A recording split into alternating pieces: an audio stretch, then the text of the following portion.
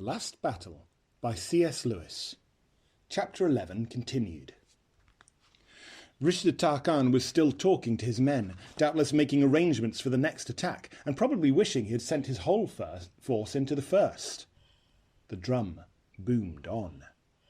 Then, to their horror, Tyrion and his friends heard, far fainter, as if from a long way off, an answering drum. Another body of Calamines had heard Rishda's signal and were coming up to support him.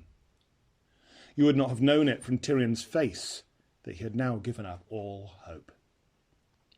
"Listen," he whispered, in a matter-of-fact voice.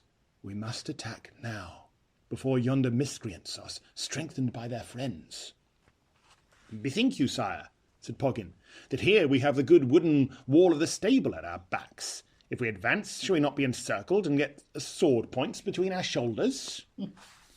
"I would say as you do, dwarf," said Tyrion, "were it not their very plan to force us into the stable. The further we are from its deadly door, the better." "The king is right," said Farsight. "Away from this accursed stable, and whatever goblin lives inside it, at all costs." Oh. "Yes, do let's," said Eustace. "I'm coming to hate the very sight of it." "Good," said Tyrion. "Now look yonder to our left. You see a great rock that gleams like white marble in the firelight? First we will fall upon those Calamines. You, maiden, shall move out on our left and shoot as fast as ever you may into their ranks, and you, Eagle, fly at their faces on the right. Meanwhile, we others will be charging them. When we are so close, Jill, that you can no longer shoot them for fear of striking us, go back to the white rock and wait.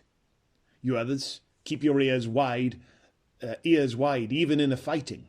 We must pull them to flight, put them to flight in a few minutes, or else not at all, for we are fewer than they. As soon as I call back, then rush to join Jill at the white rock, where we shall have protection behind us and can breathe a while. Now be off, Jill." Feeling terribly alone, Jill ran out about 20 feet, put her right leg back and her left leg forward, and set an arrow to her string. She wished her hands were not shaking so. "That's a rotten shot," she said as her first arrow sped towards the enemy and flew over their heads. But she had another on the string next moment. She knew that speed was what mattered. She saw something big and black darting into the faces of the Calamines. That was Farsight. First one man, then another, dropped his sword and put up both hands to defend his eyes. Then one of her arrows hit a man, and another hit a Narnian wolf, who had, it seemed, joined the enemy. But she had been shooting only for a few seconds when she had to stop. With a flash of swords and of the boar's tusks and jewel's horn, and with a deep baying from the dogs, Tyrion and his party were rushing on their enemies, like men in 100 yards race. Jill was astonished to see how unprepared the Calamines seemed to be. She did not realise that this was the result of her work and the Eagle's. Very few troops can keep on looking steadily to the front if they are getting arrows in their faces from one side and being pecked by an eagle on the other. "Oh, well done, shouted Jill. The king's party were cutting their way right into the enemy. The unicorn was tossing men as you would toss hay on a fork. Even Eustace seemed to Jill, who after all didn't know very much about swordsmanship, to be fighting brilliantly.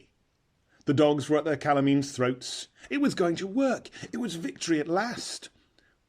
With a horrible cold shock, Jill noticed a strange thing. Though Calamines were falling at each Narnian sword stroke, they never seemed to get any fewer. In fact, there were actually more of them now than when the fight began. There were more every second. They were running up from every side. They were new Calamines. These ones had spears. There was such a crowd of them that she could hardly see her own friends. Then she heard Tyrion's voice crying, "Back! Back to the rock!" The enemy had been reinforced. The drum had done its work.